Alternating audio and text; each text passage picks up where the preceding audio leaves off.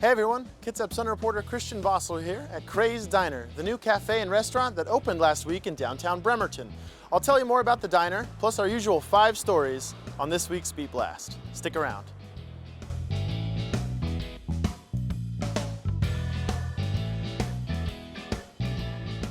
Story number 1 this week, Roy Cray, a pastry chef and veteran of the restaurant industry, opened his new venture last week in the home of the old Sweet and Smoky Diner on Park Avenue.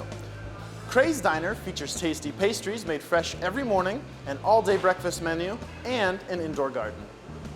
So we have 2 different sides. We have a quick service side with the cafe with lots of baked goods and espresso and things like that. And then on the other side we have our dining room. It's full service. We have an indoor pea patch where we grow lots of herbs for the food. And as you can see, we have our very first orange growing at the very end. Other than breakfast all day and lunch, we're going to hopefully be open on Friday Art Walk nights. We'll do a special limited menu, meat and cheese platters, eventually beer and wine when we get our license. That's when we'll have the live music. And then once a month we'll have a private dinner, RSVP only. We'll set up one large family style dinner, and I know a lot of chefs in the industry, so we'll have a guest chef come in. And it won't be your typical 3-course meal. It'll all be family style, pass the dish to your left, take what you want, and just so the locals in the community can get to know each other. And hopefully they'll come back month after month and everybody will meet new people and just kind of bring Bremerton together. Story number 2 this week. South Kitsap High School has seen a resurgence of pride recently as community members and business owners have been flying SK Wolf flags.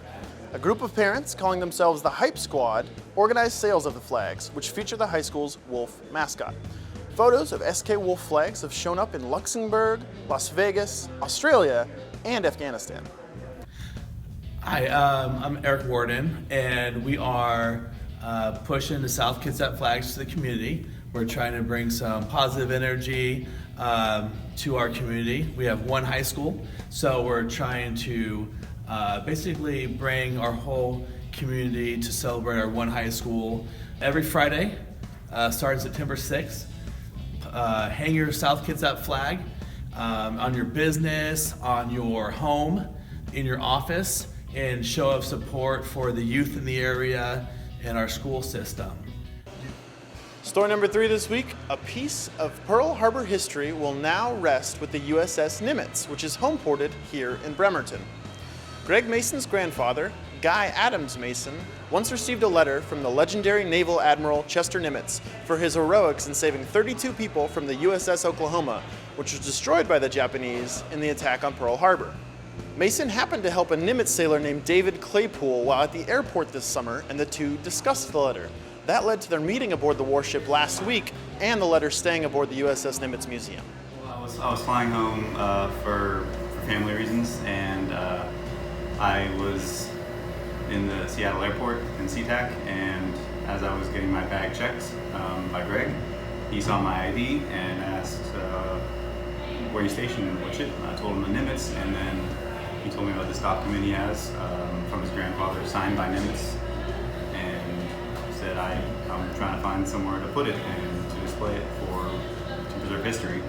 And luckily I work for the Public Affairs Department for the USS Nimitz, and the connection grew from there. It's very emotional to me. My grandfather, I've always looked up very highly to my grandfather. He was a quiet, unassuming man who did incredible things, and to have something like this to show others some of the history of not just the Navy but of the United States and the world. Very, very moving. It's good to see this going to where others can learn and to see where we come from and hopefully to help where we're going. Story number 4 this week, 5 local artists have put their stamp on quiet streets in Keyport through the use of colorful murals. The new art pieces stand as hard-to-miss reminders about keeping what goes into storm drains clean and keeping pollutants out of the water. The murals were painted as part of a pilot program put on by the Stormwater Division of Kitsap County Public Works, which is looking at doing similar projects in South Kitsap and Central Kitsap in the next couple years. And finally, what's on tap for your weekend, sponsored by Silver City Brewery Tap Room. This weekend marks the 20th anniversary of Manette Fest. Head across the bridge Saturday to enjoy a pancake breakfast, live music, car show, and of course the world's tiniest parade. You can check out all the festivities beginning at 9 a.m. That's our show for this week.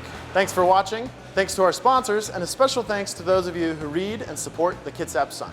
We couldn't do this without you. See you next week.